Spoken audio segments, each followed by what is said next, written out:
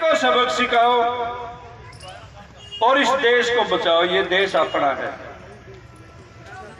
जिस तरह हमारे पूर्वजों ने आवाज उठाई थी, जमीन उसी की जो से जोतता है। चाहे उनमें चौधरी छोटूराम थे, चाहे चौधरी चरण सिंह थे, और चाहे इनके भी पूर्व के नेता स्वामी सहजानंद जैसे लोग थे, सबकी एक ही आवाज थी, जमीन उसकी जो इसे जोतता है, और इस जमीन ना पर जान नहीं जाएंगे। चौधरी चरण सिंह एक बात कहते थे, आप खेत में काम करो जो आपका आगे सांप आ जाए, अरे एक आपके सामने संगी आ जाए, पहला संगी थे निपटो, सांप थे दूसरी बार में निपटन की जरूरत है। मेरे बाप दादे जब हम बच्चे थे कहते थे, आज गांव में था ही में संगी हरे हैं, किसी ने नहीं जाना, इनकी नहीं सुनना, क्योंकि ये तो अमीरों के हैं, पूंजीपतियों के हैं। हम पढ़े लिखे लोग गुमराह हो गए, और इस गुमराह को लंबे समय तक नहीं चढ़ाया जा सकता। काट की हड्डी बार बार नहीं चढ़े कर दी। मैं अपने साथियों से यह भी अपील करता हूं कि अपने सियाने भी होना पड़ेगा, उन बुजुर्गों को याद करना पड़ेगा। मेरे अनपढ़ बाप दादे मेरे से कहीं ज्यादा सियाने थे, मैं उनका भी आभार व्यक्त करता हूं। और आज इस मंच से अपील करते हैं साथियों, अपने अपने संगठनों को मजबूत करो, मोर्चा मजबूत हो जाएगा।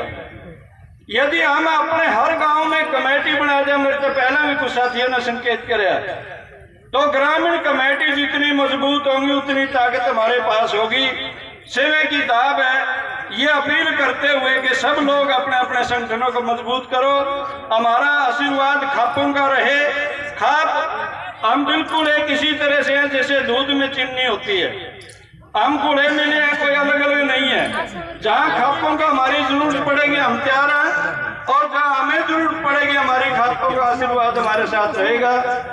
हमारे साथी उत्तर प्रदेश से आए हैं, उनका भी बहुत बहुत आभार व्यक्त करते हुए एक ही नारे के साथ हम लड़ेंगे, जीतेंगे। आपने समय दिया, बात सुनी, बहुत बहुत बधाइयाँ, धन्यवाद। संकेत किया गया, दुनिया के इतिहास में पहली बार 186 एमपीओ को निलंबित किया गया है, उनको बहाल किया जाए 146। और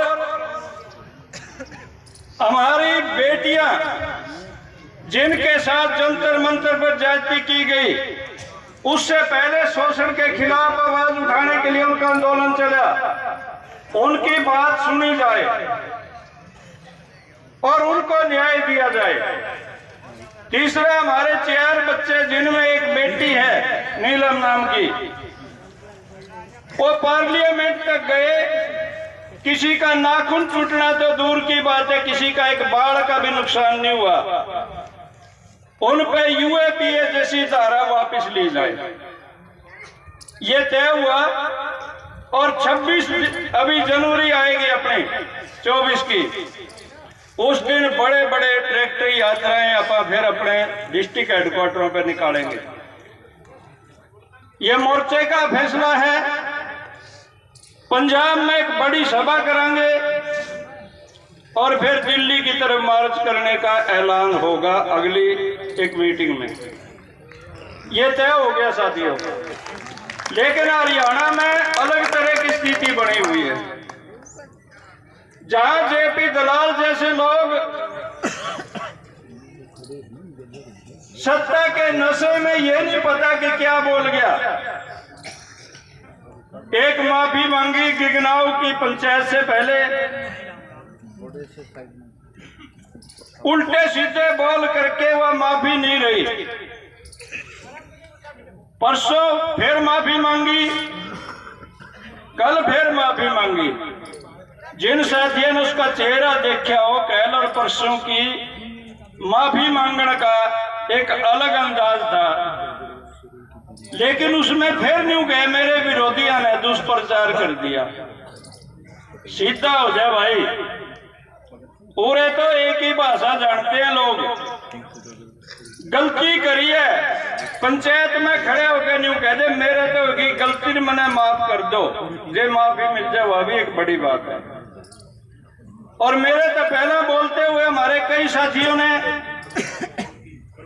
संकेत दिया, जे अपनी फसल नस्ल को बचाना है, अपनी जमीन जायदाद को बचाना है, तो इस सरकार को चलता करना पड़ेगा और कोई चारा नहीं है। मैं अपने उन सब साथियों को भी बधाई देता हूं जिनने दिन रात करके पिछले 5-7 दिन में आज यह रैली ओबरा गांव में कामयाब रैली की है। सिंघानी में रैली सरकार की तरफ से की जा रही है और आपका सामने को बसें भी जान ले रही, गाड़ी देख लो, इनमें एक भी सवारी बैठी हो, संख्या देखी जा सकती है कि कितनी गाड़ी आई है। आपने आज काले झंडे ठान की बजाय जो यूं फैसला लिया कि हम एक समानांतर चौधरी चरण सिंह को याद भी करांगे, उनके बताए मार्ग पे भी चलेंगे और एक बराबर रैली करांगे, ये बहुत शानदार है। तो ज्यादा समय ना लेते हुए साथियों 2-3 बातें आपके बीच रख रहे हैं। यह भी मोर्चा का फैसला है पीछा। सबसे पहले कारपोरेट को भगाओ, राज असली कारपोरेट कर